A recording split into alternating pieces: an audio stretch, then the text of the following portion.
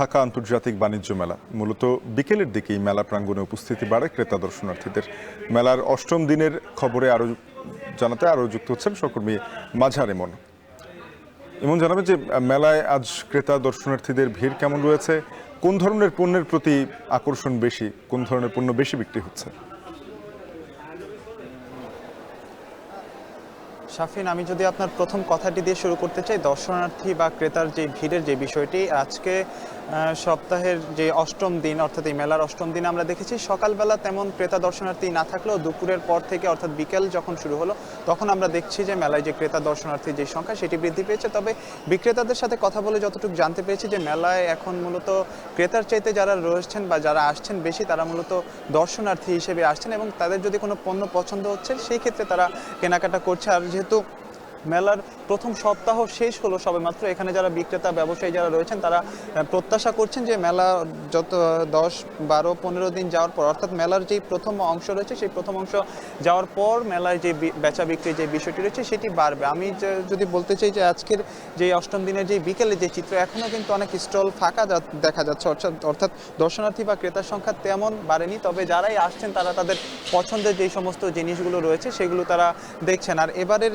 এই মেলায় মূলত আসবাবপত্রকে বার্ষিক যে পণ্য সেই পণ্য হিসেবে ঘোষণা করা হয়েছে। সেক্ষেত্রে এখানে যারা আসবাব ব্যবসা যারা করছেন অর্থাৎ যে স্টলগুলো রয়েছে তাদের প্রত্যাশা যে এবারের মেলায় মূলত আসবাবপত্র যে বেচা বিক্রি সেটি এগিয়ে থাকবে। তবে এখনও যেহেতু মেলায় ওইভাবে বেচা বিক্রি শুরু হয়নি সেই ক্ষেত্রে বোঝা যাচ্ছে না যে আসলে মেলায় কোন ধরনের পণ্যগুলো বেশি বিক্রি হচ্ছে। তবে আমি যতদূর দেখেছি মেলা প্রাঙ্গণ ঘুরে যে সমস্ত পোশাকের দোকানগুলো রয়েছে, বিশেষ করে মেয়েদের পোশাক এবং বাচ্চাদের যে সমস্ত পোশাকের দোকানগুলো রয়েছে সেখানে আমরা ভিড় দেখেছি। পাশাপাশি জুতার দোকানে ভিড় দেখেছি, কসমেটিক্সের যে সমস্ত দোকানগুলো রয়েছে সেগুলোতে ভিড় দেখেছি। যেহেতু বাণিজ্য মেলাকে ঘিরে রাজধানীবাসী এবং আশপাশের যে সমস্ত অঞ্চলের মানুষগুলো রয়েছে তারা প্রত্যেক বছরই তাদের যে কেনাকাটার যে বিষয়টি সেটি থাকে এবং পাশাপাশি যেহেতু বাণিজ্য মেলা একটি অত্যন্ত গুরুত্বপূর্ণ এবং একটি বৃহৎ পরিসরে আয়োজিত হয়ে থাকে, সেই ক্ষেত্রে আমরা দেখেছি যে যারা আসছেন তারা তাদের যেই চিত্ত বিনোদনের যে বিষয়টি রয়েছে, এবারের মেলা প্রাঙ্গণে আমরা দেখেছি শিশুদের জন্য একটি আলাদা শিশু কর্নার করা হয়েছে। যারা সিনিয়র সিটিজেন রয়েছে, জ্যেষ্ঠ নাগরিকদের জন্য আলাদা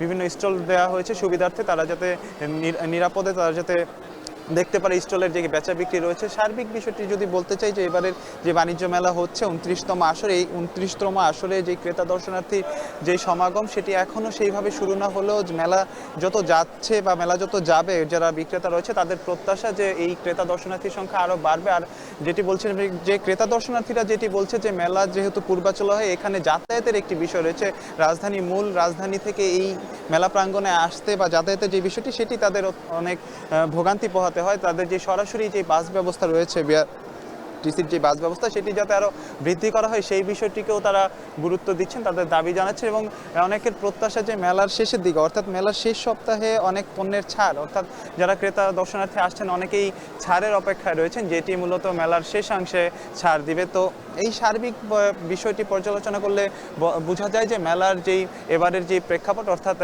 এই 5 আগস্টের পরে যে প্রেক্ষাপট সেই প্রেক্ষাপটেরও কিন্তু একটি ভিন্ন ধারা এবারের বাণিজ্য মেলায় যুক্ত হয়েছে। সব মিলে আজকে মেলা অষ্টম দিনে আমরা দেখেছি যে বিকালের দিকে কিছুটা দর্শনার্থী বা ক্রেতা বাড়ছে। তবে বিক্রেতারা যেটি বলছেন যে এখনও দর্শনার্থীর সংখ্যাই বেশি রয়েছে, দিন যত যাবে তত ক্রেতার সংখ্যা বাড়বে। আর ক্রেতারা যেটি বলছেন যে দূরত্ব এবং মূল্যস্ফীতি দুটিকেই তারা সামনে এনে তাদের যে ক্রয়ের যে বিষয়টি সেটি তারা বলছেন। তো বাণিজ্য মেলা থেকে এই ছিল অষ্টম দিনের বিকেলের সবশেষ খবর।